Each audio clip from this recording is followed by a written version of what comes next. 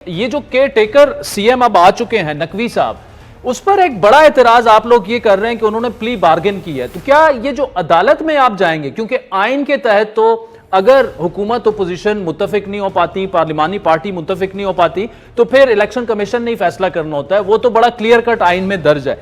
लेकिन आप जो अदालत में जाएंगी तो किस पॉइंट क्या आप वहां पर कहेंगे कि क्यों उनकी तैनाती ना की जाती?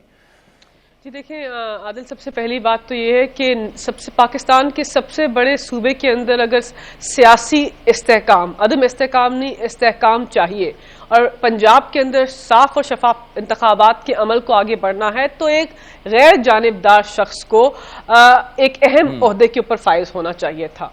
हमारी जो वजूहात मंजर आम पर आई हैं उसके पीछे इखलाकी वजूहात भी हैं कि जरदारी साहब मोहसिन नकवी साहब को अपना मुंह बोला बेटा कहते हैं, शहबाज शरीफ साहब कहते हैं कि वो उनके बिजनेस पार्टनर हैं। रेजीम चेंज ऑपरेशन के अंदर उन्होंने इमरान खान साहब और जमात के, हमारी जमात के खिलाफ एक कलीदी किरदार अदा किया।